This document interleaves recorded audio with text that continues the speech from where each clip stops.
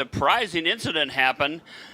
Ben Keating, who many of you knew ran in the SRO World Challenge, had a little bit of an incident towards the end, had a tire go down, and Michael Merritt out of Medina, Ohio, took the win in the race group, followed right behind by Keith Anderson, who used to run in Trans Am, and Ben Keating somehow lifted that tire all the way around with each other.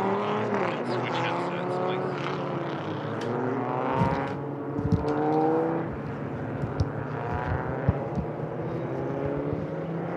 Got me now. Okie doke, so we're back again. Sorry about that. I had to switch headsets. We're getting ready to do probably yesterday they did two pace laps. I think today with the warming up a little bit, they're only going to do one pace lap before everybody gets going. This is the Viper Racing League. It's kind of reincarnated. We're calling it the Viper Reunion. Part of the reason behind all that is the simple fact that this has been different series run both with Viper Days, and then they had NARA, North American Racing Association, and Road Racing Association, and now we're trying to bring back some of these beautiful old cars. Stop building these babies in 2017, but the exciting thing about them is a lot of these have been updated. The new secret weapon in them is a bunch of these guys are running 9-liter V10s. So you've got some horsepower out the wazoo with those babies. Yesterday, anyway, to go back over that, we had an STU. The winner was Michael Merritt after we had a little bit of an issue. Well-known Viper driver of the past, numerous winners of about everything in sports car racing. Ben Keating had a tire go down, and even though he had a 36-second lead, that really, really hampered him, and it was on the last lap, surprisingly. So what happened is Michael Merritt out of Medina, Ohio, he came whipping up there, number 899, and he took the win, followed closely by Keith Anderson out of St. Paul, Minnesota.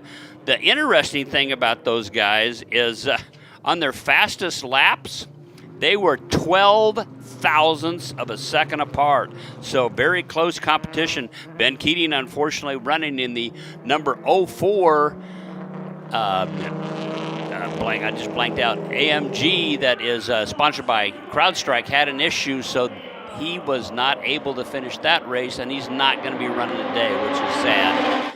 But looks like Michael Merritt's out. They are at green.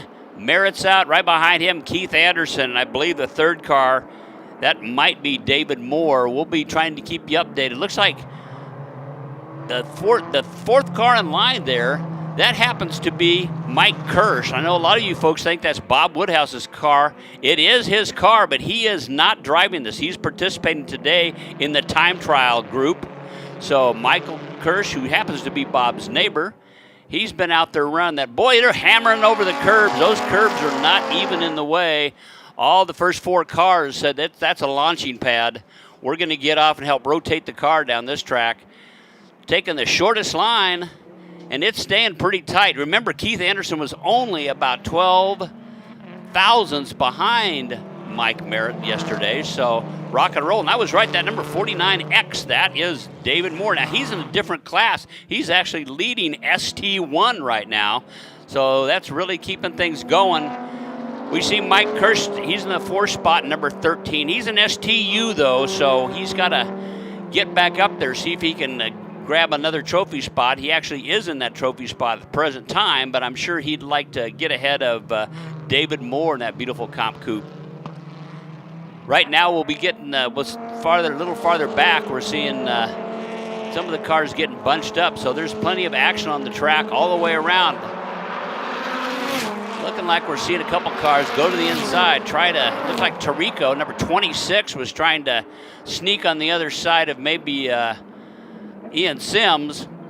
And there's some Dyson coming down the front straight. He's going to go in deep. Looks like he's going to go deep into one. He's got it. Is he going to go too wide and do a little mowing in the grass? Doesn't look like it. Coming out of that turn, he snuck around number 133. And that is, if I remember right, that is Mr. Moore. So looks like Tarico may have snuck up in there. But he is still rocking and rolling. And here we see number 77. That's Ian Sims. I got him mixed up. That's why we have a pro here, and not just me flapping my gums. And if you guys remember, that was very good young man who just got finished. He took a potty break. He's only been... Oh, I was out mowing the lawn in turn 1. Oh, man, I tell you what. They gave me what. my old job back. Yeah, I cannot believe how long these guys have had to sit here and go through this. It's really been exciting. I was really pleased to be able to sit in here in the last bit of some of the races, listen to them. I don't know what the deal is, but it seems like the last few races of the SRO World Challenge, things just go berserk. Well, so it was exciting. Happened yesterday here too for Viper, didn't it? That's It right. all changed on the last lap. Absolutely. We saw Ben Keating just unbelievable. Like, the funny story about that, I'm sorry I have to tell on him, but he told everybody he had new tires for that race. We found out the new tires, they were new, but they were new 7 years ago. They'd never been used. They were new, but some folks are saying maybe you don't want to use those new 7-year-old tires again, Ben. But he still placed the trophies at 3rd, but we watched him limp around, and he was limping, but big lead kept him at 3rd yesterday. Looks like today, though, it's still the Mike Merritt and Keith Anderson thing, but Dave Moore, I'll tell you what, he is not in the same class. He is in one class down in what's called ST1, and he is all over those two guys. They're all seem to be in the 131s, and just like yesterday, it looks like the 131s really, really close between both Merritt and Anderson. Anderson today has a 131.925. We got a 131.993 with Michael Merritt. So those guys are really close again, but it looks like Merritt has been a little more consistent in his runs because he's got about a 7 to 8 car lead over Keith Anderson. And right behind him, it's amazing to me. Number 49X, Dave Moore. I told you earlier yesterday to watch him because he seems to be able to put some really hot times going out, and he is staying right on Anderson's tail even though he's in a different class. Looks like Jim Stout, who put in some good times yesterday. Beautiful number 1 car, purple. He's sponsored by Coastal Pet. And he's also has a little bit of a hand in the pit race or Pittsburgh International Raceway since he and his wife happen to own it. That's right. So it's fun watching him out there. Darren Ellis, we look like right now keeping up the last spot is Bob Strickland. He's a number 113. He helped get this started again. Just love affair of the Viper. He's the gentleman, along with a couple others, Bob Woodhouse and Cheryl Kirsch, have really worked their tails off to get this back here. What a beautiful place to come back to. We're talking about Indianapolis Speedway. Everybody's going to go home with a smile regardless of where they started because they get to tell other friends where they've been. Don't you agree, Ryan? Oh, 100%. Any day you get to come through the gates here is a special day, especially so if you then get to jump behind the wheel of a race car, and nothing better than a Viper. You talk about how beautiful the place is. It's always been well manicured, but certainly since Roger Penske has taken over stewardship of the Indianapolis Motor Speedway, it's just gone one step further, and no stone is unturned when Roger's involved, and you can see that around the facilities here. Hey, that's really true. Hey, I want to stop for just 2 seconds for all you guys listening. I know this is a little bit off track, but those of you spectators and those of you in the Viper Nation, we got to give a shout out to Sarah, Brad, Scott, and David, and Gethin. They're in scoring and timing. Those folks have been so phenomenally helpful and wonderful. I want to let them know what's going on. But we're seeing a car going in. That's David Moore. What is going on? 49X, after running so hot, he's gone back into the pits. That is a surprise. That's going to change things over. He was your winner yesterday. Looked like he was going to take the ST1 win, but he's gone. Actually, I do have a question for you. The difference between the classes is what? One has the letter U in it, and the other one has the letter I. No, actually, the STU, basically U is stands for unlimited. Yep. And then since there can be, we don't have any out there, there can be both an ST1 and an ST2 class. Those are just classes that are mainly figured out and designed basically sometimes based on what tires are using, horsepower levels, and weight. Sure.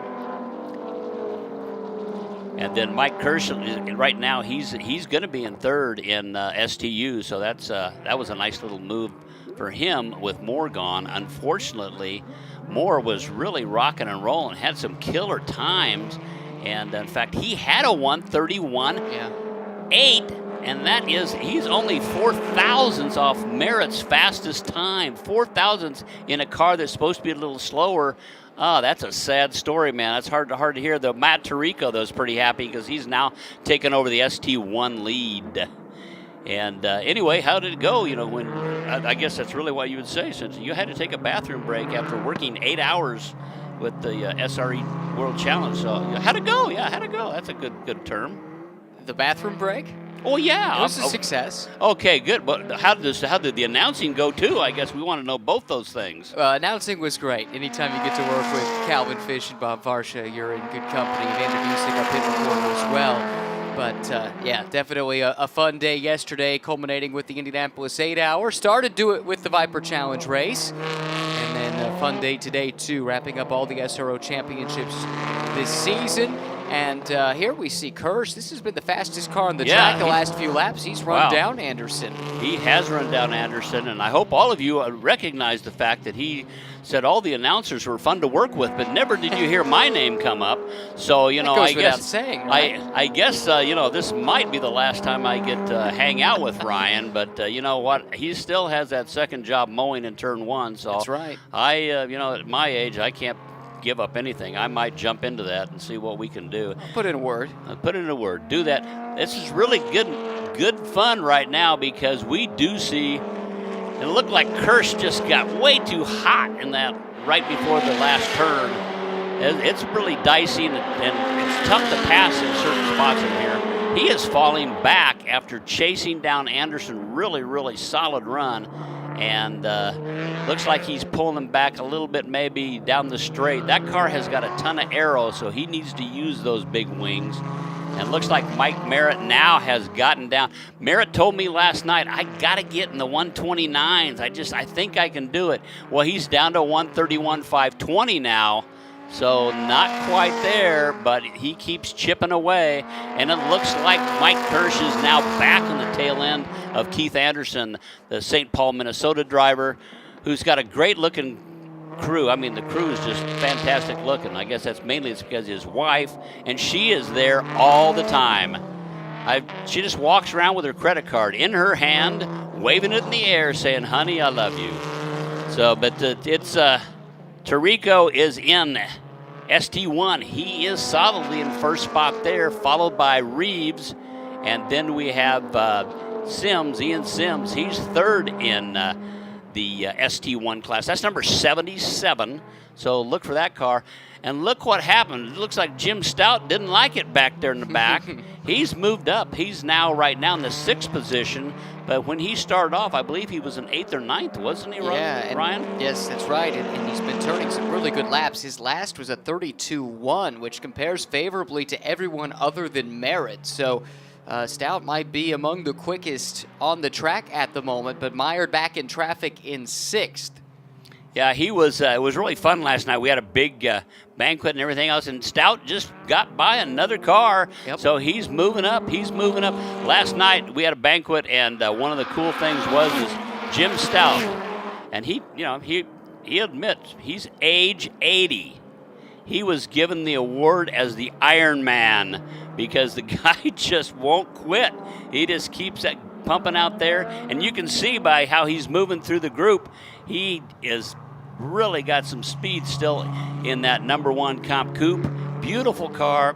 Excuse me. That's been his personal car for quite a while, and such a great guy. I mean, I love coming to the events just to talk to him because he's got some stories. He banging the curbs. We still have Merritt in the lead. Anderson in second, number 81. 13, Mike Kirsch. Jim Stout is in 5th now. Yeah, you heard it right. He's moved up. Tirico in number 26, still leading the entire group. He's running 133s in that number 26 ST1 Viper.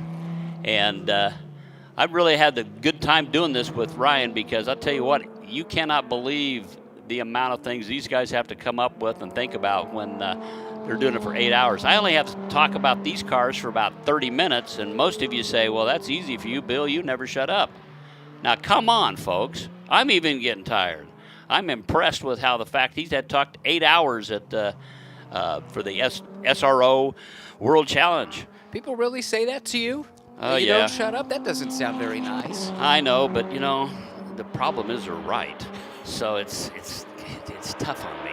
You got to own it, I guess. I guess you got to own it. It's kind of one of those things. Well, I'm looking now. It looks like Strickland. I did not see Strickland snuck out there another 111. So he's not running. He's not running. They've got it listed down. He's on 111. That car is called Miss Lacey. And the reason he calls it Miss Lacey is because he said, let's just say that the paint scheme on this Victoria's Secret might work. So it's a unique looking paint scheme, but unfortunately right now it looks like Miss Lacey's in 9th, and so she's only passed a few folks, and but she's running good. He was running 113 yesterday, so that's why some of you are going, well, where'd he go? He was having a little bit of trouble with that car. Fortunately for him, and fortunately for us, he was able to pop one of his other Vipers out. Always nice to know someone who has two. He never offered to let me drive, though, because he said, you're busy, Bill. You got to go do the announcing. I don't get it. I would have been very happy to let Ryan take over. I would have been happy, too. Although, if he wanted to let me drive, that would have been fine.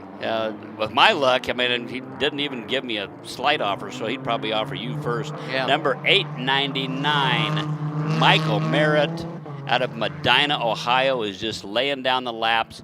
Real consistent lap after lap. Still hasn't got below his 131.520, but he was hoping for, with the warmer thing. Oh, he's dicing it there right through the back section, and that's a tough place to pass. Looks like he made it through there, but it was very, very close, and I believe that was with number 94, Darren Ellis.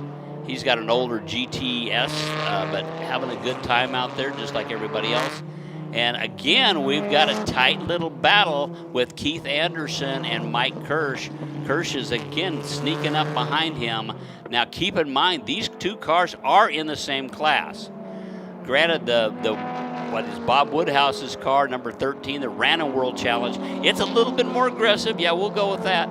But that car that Keith Anderson is, he has been in that car, in that seat for many, many, many years, has won numerous events, and as I mentioned earlier, he ran World Challenge and got a couple second places, if I remember right, set a pole record up in Brainerd about 4 or 5 years ago. So talented driver, and it seems like every time that Mike sneaks up on the back end, that gets Keith fired up, and he kind of starts pulling away again. Cars are running into traffic, and that might be helping Anderson get a little closer to Merritt, but Merritt got through that last section pretty clean, didn't he? Sure did, yeah. That was starting to come down. It was down to 3 seconds at the line, but I agree. It helped the leader that time getting through the traffic pretty well, and you're spot on about Kirsch. He's been able to reel in Anderson, but he's not been able to do anything with it. It seems like anytime Anderson's come under pressure, he's answered with a big lap, builds a nice comfy gap, but I'm not sure he's going to be able to do it this time. Oh, it's getting close. Look at it. Are they side by side? He's going to go in deep. Come on, let's go. Let's see some action, boys. There's 3 cars wide, and Bob Strickland's right in front of them, and it's getting to be a little crowded down there. Everybody's going to the outside of Strickland, and this could open the door for Mike Kirsch. He didn't take advantage of that. I think if he'd snuck on the other side, he might have been able to pass him, but he's going to the inside, down the short straight in the back, and he does get it down. So it looked like Anderson didn't get the power down. He was getting pumped up, it looked like, and I think Kirsch finally said, you know what? There's an awful lot of traffic there. I got to come out of this corner a little harder than you do, and that torque in that car, he's got probably pushing close to 700 foot-pounds. Anderson has a stout motor in there too, but I would put a little bit of money on the number 13 Woodhouse Viper driver, Mike Kirsch. Well, that's made things really exciting. I know that's going to be really interesting. There's only 7 minutes left, and the key thing was Anderson was running more consistent laps. It seemed like Kirsch was able to sneak up there, but folks, you got to look at the fact when all the pushing and shoving going on out there, Kirsch has one thing going for him right now. He has the hottest lap. So fastest lap, Mike Kirsch, 1:31.227. Anderson's at a 1:31.806, so that's 0.6. 0.6 doesn't sound like a lot, but if you take a 2 to 2.5 mile track, every tenth of a second is worth 1 car length. So 0.6 in 1 lap is 6 car lengths. So that's why these guys are trying to get every tenth every time they wheel around this beautiful track in Indianapolis. I'm probably as pumped up as Ryan's been. Just being able to announce here, it's been just such a pleasure, and it's been so exciting. And again, I'm going to do a real quick toss out to Bill, Troy, and Dave in race control. All 3 of those guys helped me out with a lot of little things. Thanks so much, Bill, Troy, and Dave. And again, in timing and scoring, Gethin, Sarah, Brad, Scott, and David.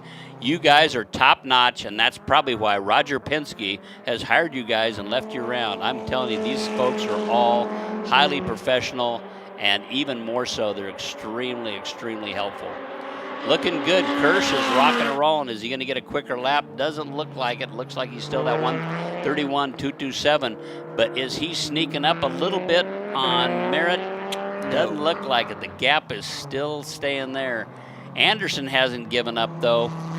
He's less than 2 seconds behind Mike Kirsch. Stout, though, guess what? He's in 4th. We just kind of forget about Jim for a while. Yesterday, he was rocking up in 4th for a long time, and then all of a sudden he did have a little bit of a problem. But he was way back today, and now he is rocking and rolling, getting up there. Definitely great drive by Stout to get up there to 4th. He's been the quickest car on track the last couple of laps, or at least close to it. Certainly compares favorably to the 2 cars in front of him, but both Kirsch and Anderson, it's a bit of a ways up there, some 15 seconds. Right. Long way to go in just 5.5 minutes. As we wind down, I mean, the cool part about this is Tarico's just been Mr. Steady. Matt is first in ST1, and yeah, granted he's back, but he's got a pretty solid lead over Grant Reeves and Ian Sims. So unless he decides to go off track, that should be a big win for Matt. And yesterday, Matt was in 3rd, so he's going to go home from Indy super happy. 2 podium placements. I mean, what more can you ask? Obviously, the first place is going to be a little bit higher in his priority list than the 3rd spot from yesterday, but some good solid runs there. And it looks like everybody's going to be able to go home and tell all their friends, I raced at Indianapolis Speedway this weekend. With only 4 minutes and 24 seconds, though, guess what? We've got almost a 9-second lead with Mike Merritt. It's funny, he doesn't have the fastest time. Yesterday, he was about tied with Keith Anderson for the quickest times in his class. Well, I keep forgetting. We keep putting Ben Keating in a different category because that GT3R that he was running 127s, but that car is, was a winner for the 2015 Daytona 24 Hours. But Merritt yesterday did show us that he is extremely steady on the power. He's done a nice job for sure. Now, to your point earlier about the chance to get to run here and to tell your friends that, what would it sound like if you were trying to tell your British friends that you raced at Indianapolis? Oh, I don't know. I think I'd probably say it's been a bloody good time, Look at that. I was going in Indy, and at no time did I have any fear. But, you never know what's going to go on with any of my friends. But the good part this weekend is I found a gentleman came to this who takes care of Vipers in Germany. So we had a very good time. I was spending many times talking to him in German. And it was good because ich spreche Deutsch ein bisschen. And he said, your German is excellent. I would love to talk to you over a beer. Well, I didn't really take that too much. I thought, guys, you come all the way over here and only offer me 1 beer. So we did. We talked, but I decided I moved him all the way up to 2 beers. Okay, that is charitable of That him. was charitable of me. Yeah. I thought, you know, if you want to talk to me and I got to speak your native language, well then. This is the leader here. Oh missing my the braking gosh. zone Whoa. for 1. Had an 8-second lead. Is he going to come back, though? He went around the bollards down there, and he's coming back in the course, but is he? Well, looks like, wow, that's really interesting. He went right through turn 1, did exactly what he's supposed to, went off track, did a nice little wiggle through the bollards down there. I like the bollards. Oh, I like to say bollards. You know, you never hear it from anybody unless you're watching your British touring car. Oh, watch out, he's going to run into the bollards. So, have you ever run into a bollard? no. I know a guy named Ballard, but that's as close. And, of course, you know, if it's a duck, it's a mallard. Oh, no, we're not going to get into poetry now, are we? I think we should leave it there. Okay, I'm going to get all kinds of flack from everybody anyway. Bill, we don't want to hear about you trying to do really crummy English accents and talk about bollards. I rather enjoyed it. Well, I did too. It was quite fun, don't you think? Indeed. Cheerio. Anyway, it looks like that even with that, he still got, wow, I can't believe it. Merritt, I don't know, but makes a mistake. I was worried about that, real honestly, because I thought, uh-oh, he's probably had a mechanical. But no, he still has a 5-second lead. But Mike Kirsch, you know, got around. I thought maybe that was opening the door for him. Boy, did you see Mike, how far he came out on that last turn? Man, he thinks he's got a chance. We only got 1 minute left, but he is not giving up. He is powering down and a little more aggressive than he's looked earlier, I thought. I haven't seen him go around some of those backside corners that hard and that wide. But fortunately, he wasn't sliding, so he was getting the power down. But they're going to come around, so they're going to get 2 more laps because they're both going to get by the start-finish before 40 seconds. So this is going to give us 1 more lap. We should see the white flag as they come around for this. So who knows? This is not the last lap for Mike Kirsch to see if he can catch Magic Mike. Because I'll tell you, he has been so steady except for that one little incident going deep into turn 1, going off course, but following. Indy's got a really cool little section right now there. If you go off, yeah, you got to go around the bollards, and there's some cones down there that direct you back on the track. Little paved section. He did exactly what he was supposed to do, so he didn't get a penalty. If he'd backed up, it would have been a penalty. He probably would have been DQ'd, and his win would have gone down the toilet. Oh, that sounds unpleasant. Yes, it does. It sounds extremely unpleasant. You know, this is what I like about Ryan. Ryan's been talking now. He had to talk with me the other day. He's got to talk with me for another 30 minutes. He's talked for 8 hours. And after all that, he can still come up with really magnanimous words like, wow, that looks pleasant. That wasn't pleasant. And, you know, his eyes are still open. And, you know, when did you have time to brush your teeth? My gosh, his teeth are pearly white. You guys can't see it out there, but, you know, I'm in here. He's really a good-looking kid, but don't get excited, ladies. He is married. Indeed. Audrey, no need to be concerned. Yeah, we're in the final lap. Things are winding down. 8:99. Michael Merritt looks like he's going to take it. I'll tell you what, it's too bad we don't have race 3 because I think Mike Kirsch has found his mojo. God, he is only about 4 car lengths behind him. This is crazy. He just didn't. It seems like Merritt has that ability to get on a track and turn first laps to just rock and roll and do steady run. And he's going to win. He's going to win that baby. Or are we on the final lap? We still got 1 more. Do we have another one? I thought that was a checker. Yeah, that's the checker. That last lap from Kirsch, by the way, was his best. In fact, it was the best lap of the race. My gosh, a 1:31.1 wow. Chasing down Merritt. He got to within 1 second. Dang, that is cool. I just saw that. I was getting so pumped up watching him. Here we go. Leader in the ST1 class, Tarico. Merritt, wow, that was so much fun. Tarico's going to be absolutely excited. I think tonight I'll probably ask him, would you like to buy me a couple drinks, you know, Mr. Tirico? Because I was announcing how spectacular you were the entire time. And today, you didn't manage to put the jinx on anybody. Remember yesterday, Oh every my time we God. said anything nice about anyone. Yeah, I was hesitant. I talked to Jim Stout, and his wife said, don't say anything about Jim today. If you do, he'll probably go off track. So I didn't. But I was hesitant to say it, but wow. I'm really impressed with Merritt, because a lot of folks yesterday were impressed with his run. Getting first place, and we all know it's partly due to the mechanical and problem that Ben Keating had. But still, he was just solid. He just ran same times over and over and over. And boy, when he had that little screw up in turn one, I thought, uh-oh. When somebody's that solid and consistent, when they do that, the first thing in your mind, you go, uh-oh, it's a mechanical. Right, of course. Thankfully, that was not the case. He had just enough pace to hang on. Looks like he took an extra victory lap.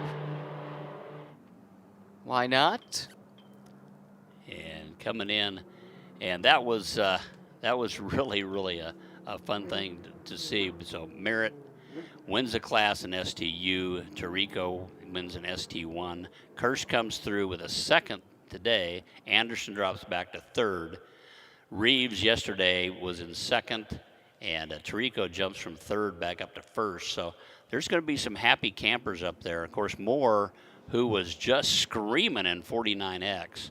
We thought he was actually in third overall for a long time. We thought he was going to maybe do it, but unfortunately, he had a problem. We'll try to find out what that was at some later time. But wow, that's that's done with the race group, and in just a little bit we'll come through with the time trialers at the Viper reunion, and we're hoping you're having fun listening to it. I'm here with Ryan Marine. They gave me Ryan because my son's named Ryan, and they knew with my limited mental capacity at age 70, I needed to have somebody's name I could remember. Well, the fun thing is my name isn't even Ryan. We just told you that, so it would be easy to remember. No, I kid. But we try to help out as much as we can. What's next for the Viper Tour? Is this the end of the year, or do you guys have more on the schedule? No, it's kind of like the SRO World Challenge. This is kind of their premier event. It's the last one of the year. I mean, yeah, it's no different. Granted, it's a smaller group, but I mean, where else would you like to end your year? Right. I mean, it's just, and that's probably part of the reason the SRO World Challenge turnout was insane. I mean, I'm just amazed. Walking through the garage, as I said yesterday, you couldn't find a garage that didn't have a car in it. There was no place left. Yeah. And it did put all the Vipers up to a north part of the course, and so we got a little different way to check in, but real exciting. And I'm going to let Ryan do the rundown, because this is going to be, I'm setting it up for him. This is what it sounds when a professional does the rundown. Okay. Merritt ends up on top of the podium, a 1.1 second advantage at the line. Anderson comes home third to complete the STU podium. Further down, Tirico over Reeves for ST1, and Sims on the final step of that class podium. Strickland able to continue along, finishes 8th overall at the bottom of the STU order. But good close racing, good clean racing. Everyone very respectful over the course of that 25-minute event. Yeah, the funny part about it is it's warmer today. Yeah. I don't remember seeing one. We didn't have a spin, did we? No. We had one car go off. That was Merritt who won. But yesterday it was, I mean, we even gave one of the guys, number 187, who's coming up in the time trials, and he went off the track, and it was like watching NASCAR. He went off the track, the car flew in the air a little bit, did a donut in the grass, went over one of the curbing, came back on the track, and he just kept going. It's fantastic. Looks like we're getting some cars going out now. You can hear the big V10s power out. Most of these cars, I think what is amazing is a lot of people don't realize, everybody always used to think these cars were big and heavy, and if you ever put them next to like a new Corvette or a Porsche 911, they're smaller. People are just shocked. It's like, I thought that car was bigger than that. It's just because it's so low in the front end. The car, the V10, started off as an 8-liter. Over the years, got all the way up to 8.4.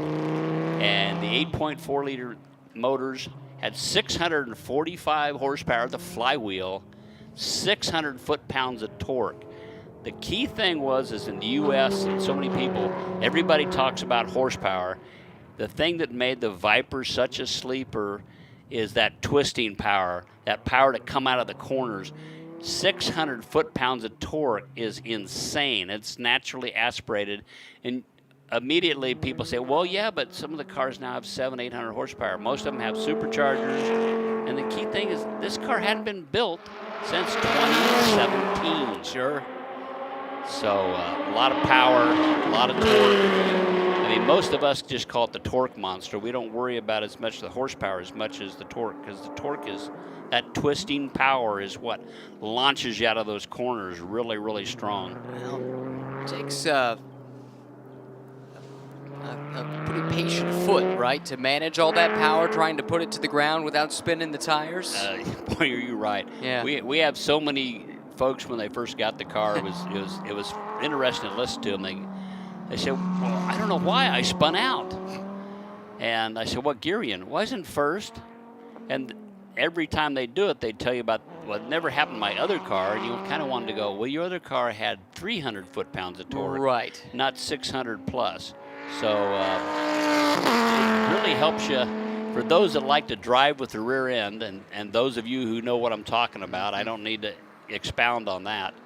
The Viper is just a joy to drive. You can really, really use both ends of the car. Whoa, Woodhouse is in that car now. He came around that turn, and he was laying down rubber. I mean, he's already marked his spot. The dog is on the hunt. So we'll see how this works.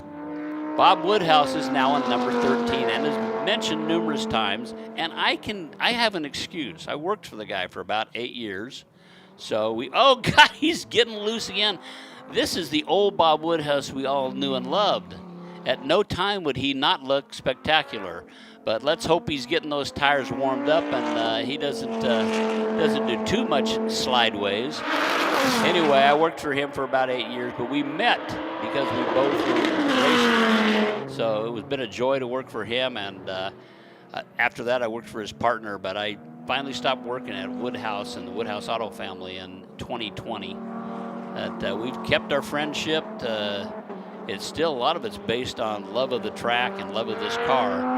We were super lucky last night, time trials, we were just getting some of the first times, but I'll let you know, last night at the banquet, we had, and this is especially for those folks who know Dodge history or anybody in the Viper Nation, we had Herb Helbig, Roy Schoberg's father Viper, and we also had Dick Winkles, unbelievable engineer, what everybody knows, dry sense of humor, told us a funny story about Jay Leno that's going to go on my repertoire.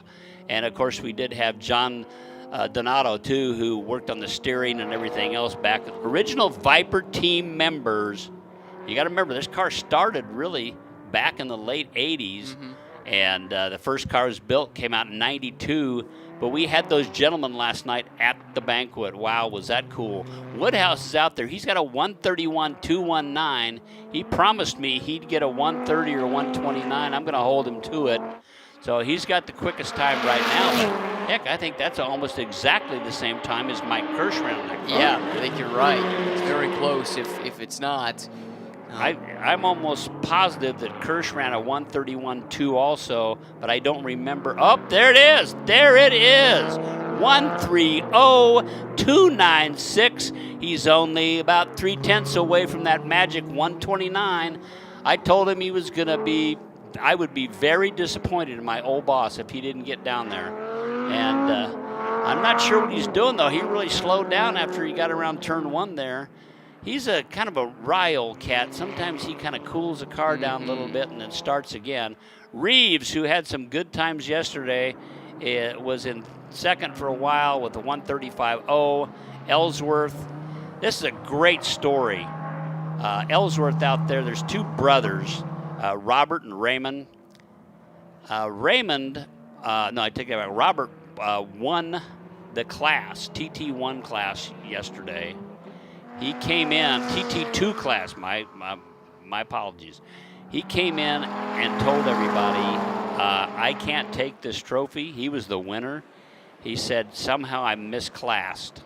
He said, this trophy belongs to somebody else. Wow. I was totally blown away. But that's a sportsmanship you see with these guys. He came in, and after he was awarded and everything else, he came up afterwards and just said, I'm sorry, I can't accept this. So close camaraderie with all these racers regardless. And it looks like right now, I think that's his brother. We've got, unfortunately, we got one number wrong. That was his original number. I believe you're looking at number 52 in second spot. That's the Ellsworth brother. That they're both in green cars. You can tell what they are because one's in 25 and the other one is in 52, so just reversed. We're still sitting with an awful lot of cars right now in the 135 range. So I'm waiting to see, yes sir, TT1, Sean Romig. Now why am I so darn excited about that? It's real simple. Ryan got her to hear about this yesterday because Sean Romig is driving my old car. So right now, with comp coupes out there, ACR X's out there, ACRs, a 2008, the Generation 4 ACR, driven by Sean Romig out of Pennsylvania, has the second quickest time. What's the secret to making this car go fast? You would know, right? I think the secret is the car is just fast because, I mean, it was fast when I had it, and it's fast when Sean has it. She is just a very lovely mistress, and she's a hardcore, but you got to remember, now don't take that wrong. Ryan, you're looking at me kind of funny in there. Hardcore only means with a Viper that it does not have a radio, does not have speakers, does not have any carpeting in the back. I had took that car out when I first got it one time with my wife in the passenger seat. Because there's no carpeting in the rear area, every little rock would just ping off there. And of course, I didn't have a radio to it. We were probably gone no more than 30 miles, and she said, honey, I'm glad you love your car, but that's the last time I'm going for a ride in it. She said, my ears are ringing. So it definitely is hardcore. It's kind of cool. A whole bunch of the Viper engineers and faithful have signed that. I've got Ralph Gilles signed it in there, Herb Helbig, Roy Schoberg. I've got some pro racers, in fact, that signed it. So those all went with the car too, because you can't exactly take those out. But pretty cool to see him up there. Slim Luttrell in TTU has now got the second quickest time with a 1:35.011 for that class. Leading the class, though, in TT1 is Sean Romig. In TT2, it's James Cameron, who was the gentleman who I believe did inherit the lead when Ellsworth very, very politely, number 52, came in and said, hey, I'm in TT1. That's not the correct class. Love the sportsmanship. We got a lot of folks out there. This is a huge group. There's 19 cars running today in the time trials. After this, we will have a high-performance driving event. Essentially, it's mainly with instruction. Unfortunately, it will not be timed, and it will not be on any of the radio announcements or broadcasts. But this is a benefit. We really have to thank SRO World Challenge and Bob Woodhouse and Bob Strickland for getting this accomplished. Super, super neat event. So we have time on Indianapolis Speedway with some of the drivers. Granted, they're just getting instruction. They'll be going at lower speeds, but that's going to give them a chance to say to their friends, I got to run on the Speedway. In fact, I don't even know if you got to see Indianapolis anymore. If you say the Speedway, that pretty much. You ought to know. Yeah, you pretty much know that's where they're going. We got a car down on the backside. What does that look like? Is that number 187, I think. I think that is. That's Nick Spruill. Probably is. Nick Spruill had an award last night for Mr. Spin. He's the guy I told you about. He went into I don't know if you remember seeing him. He went in the grass, and that car it was like watching somebody doing gymnastics. He did like a pirouette in the air, turned around, hit the ground, came back, and kept on moving. But let's hope he's not having a problem. Mr. McClory out there, number 32, that yellow RT10. I just love seeing that. This is open to all kinds of Vipers, and it's really fun to see a Generation 1 running out there in the RT10, which stood for Roadster with a 10-cylinder. Really fun seeing one of those out there. We see some guys with GTSs both in the race class and in just this time trial grouping. But wow, it's fun to see at least one RT10 out there. He's been turning reasonably respectable times. I mean, it's an older car, and he's pedaling as quick as he can. But I think he was turning somewhere around low 140s, which again, that car's got a lot less horsepower than him. Back then, they were pretty much 400 horsepower. There's a few minor changes. They got up to about 415. But wow. It's fun. I just like those old, we called them bumblebees because of the color, and you can see why. Sure. And of course, back then, those things really stung about everything else because, there wasn't too many cars back in the early 90s that could say they had 400 plus horsepower. And so the Viper was kind of its own little iconic beast. Looks like we're getting down to about 12 minutes. So fortunately, this is the last run, as we said. We're sorry to have to go off the air, especially Brian. I can tell he just really would love to talk for another 3 or 4 hours. Yeah. That's what we do. That's what we do. I tell you, it's been 163, and it looks like he's off in the weeds. That's Slim Luttrell. Absolutely a fun guy. He always says it's everybody gets his name pronounced incorrectly. It's Luttrell. In fact, I just did it. Woo, that was close, though. He got awful close with another car. Catch the number on that green. That's a snakeskin green Viper that he was dicing with. Oh, well, this is a new trick. And now we have folks going, I'm going to go on a different part of the track.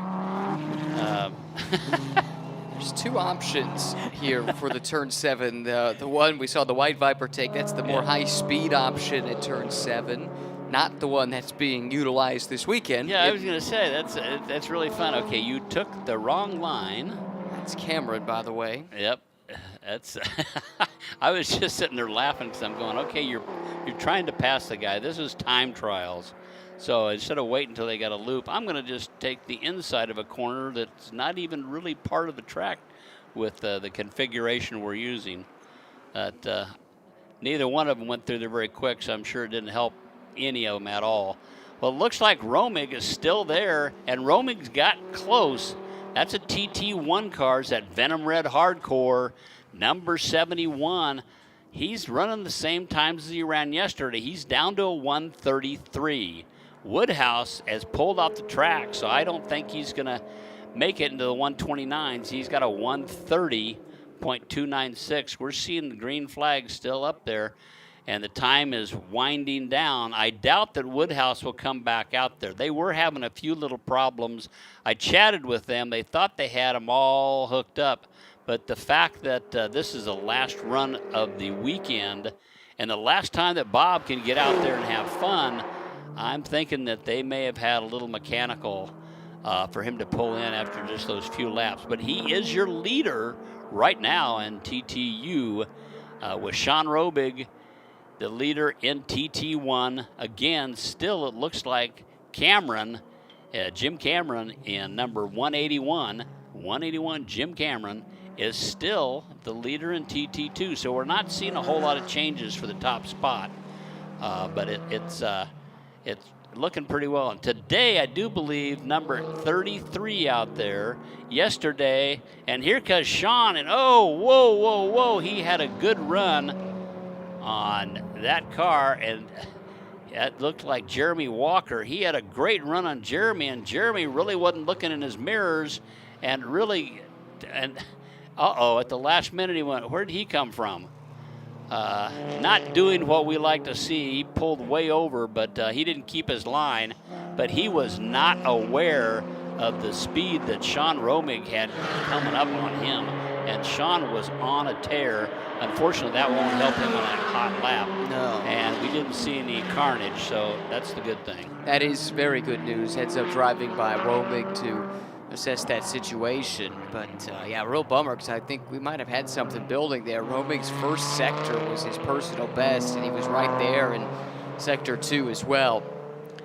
Yeah, it's one of those things where, well, we got another car off again, and that looks like that might just be, I think that might be Luttrell again.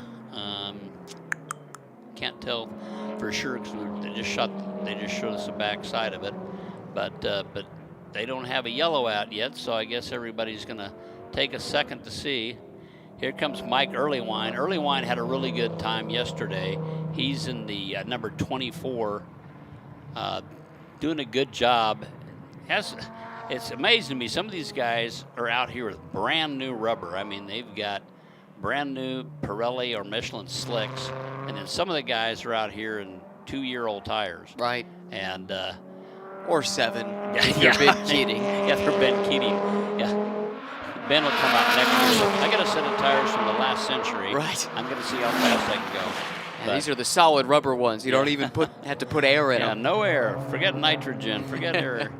Earlywine it was running really, really well yesterday, and I do know that was the only thing. He said, I got to get new tires next year. These guys are really serious and competitive. And but he did well yesterday, placing in the top 3. And he's right now, it looks like he's in the 4th spot for TT1. So with time winding down, only 7 minutes, but still a lot. This is kind of fun because I think we might be looking at, no, that's just one. That darker green car is I guess I should say, keep forgetting, people don't know. The kind of light green color is kind of a custom color. The other one is snakeskin green, and those are the 2 Ellsworth brothers fighting it out right there. That's got to be fun. That's got to be fun. They're twins, too, so it's even crazier. So almost the same color cars, or at least in the same color spectrum, and those 2 guys are out there. You know why I really like them? I went over to say, you guys are really having a good time. I really admire the fact that the light green car happens to be the father-in-law of Ellsworth. I can't get them mixed up which one's which. I think that's Robert.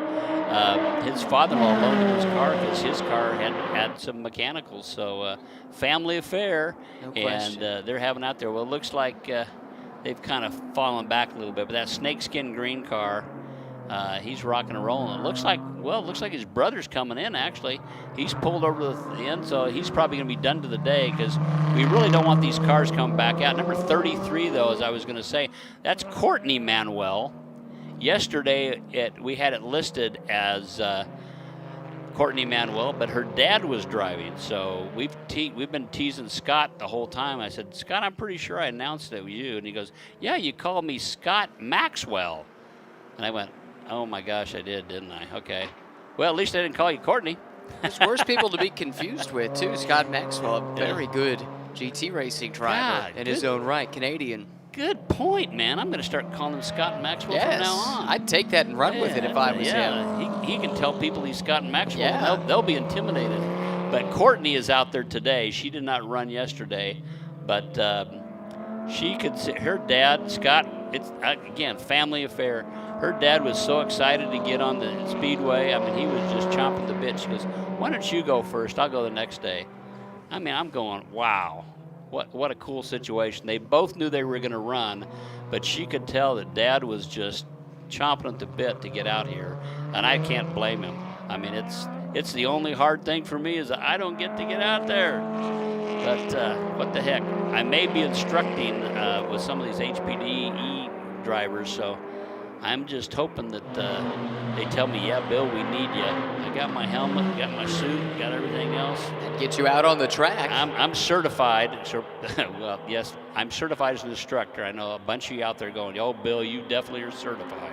You're certifiable. But, hey, Give me a break. I'm certified NASA instructor and a PCA instructor and an instructor, 2 other. Okay, I've talked enough about it.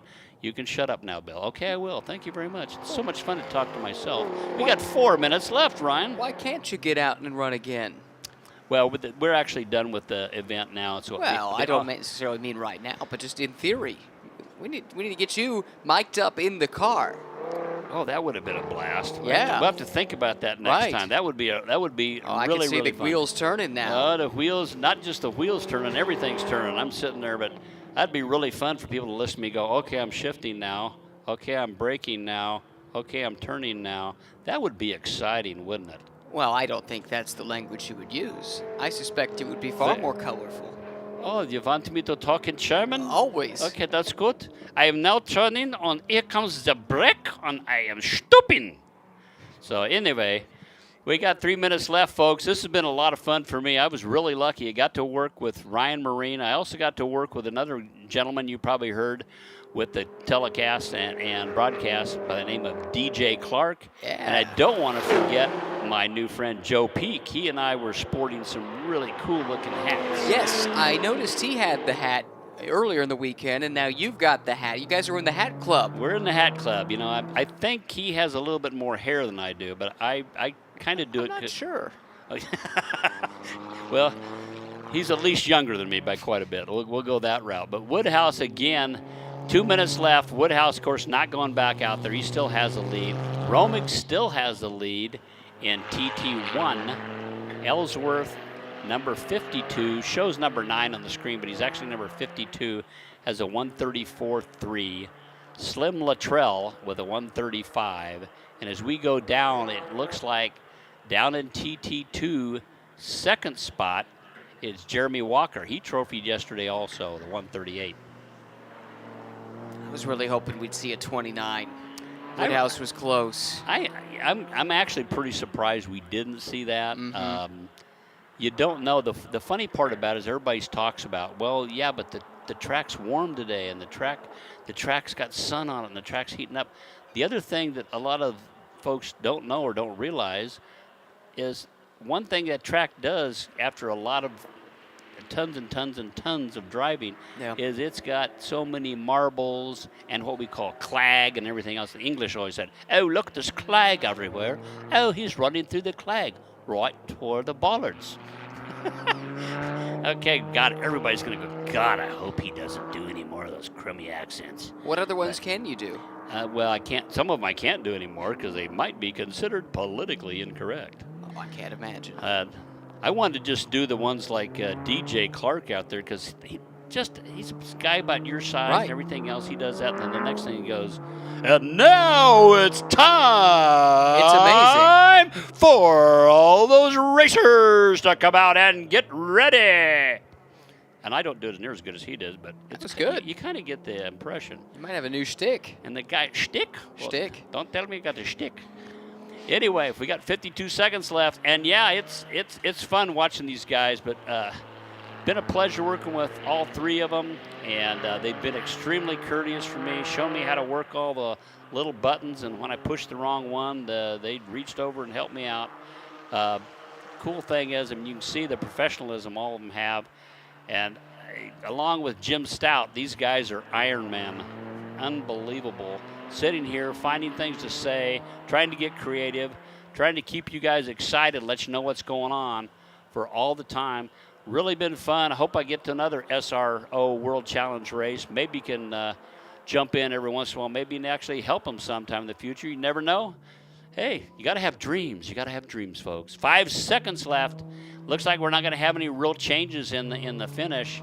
And we got a few people turning in their best laps right here at the end. Cameron had a couple, 2 or 3. In fact, on his last run, he had 2 of his best sessions or sections on the track. I'm not sure that was much quicker. Yeah, actually, I think he might have snuck in there just a little bit. Maybe not. We have pretty much finished for today, and the good thing is Woodhouse was able to do some runs. I do know, like I said, I don't think it was ultra critical, but they were worried a little bit that they may not get all the runs in. He didn't get all of his runs in, but he did get a solid run in. And of course, Sean Romig's going to be on the moon, taking the TT1 class. And essentially, I mean, that car's got air conditioning. It is not an ACR-X. It's not an ACR-E. It is not a race car. But it is a hardcore. It is a hardcore. Yeah, that's right. I think I've said that maybe too many times. I think Sean didn't even know what. Ryan didn't even know what a hardcore was, but boy, he's got that down pat now. I've learned something this weekend. I'm glad I can teach you at least one thing, because you've taught me about 20. So James Cameron's in the TT2 class. He's your winner there. So there's been some flip-flopping from yesterday, which is going to make everybody happy. People that will go home with podiums that maybe didn't have them yesterday. And I believe we're about winding down. Few cars are finishing right now. I'm not seeing any changes out there. And again, can't thank these guys enough. Can't thank SRO World Challenge enough. They really, really, really went out of their way to accommodate us. And obviously, Bob Woodhouse and Bob Strickland. Bob Strickland's really been big on trying to get this all run. And we can't thank them enough for working with SRO World Challenge. A series that's worldwide with Asian series, a series in Europe, and just recently, Ryan told me they're going to start a series in Australia. It's already up and running. Oh, well, okay, so not only they already started it, they're going to start it, and it's running, and it's already up and running, and it started, and they're doing it. Okay, there you go. Boy, whew, I'm getting redundant. This is the point of the day. This point of the day, we just want to say thanks, everybody. We'll see you next year. Bye-bye.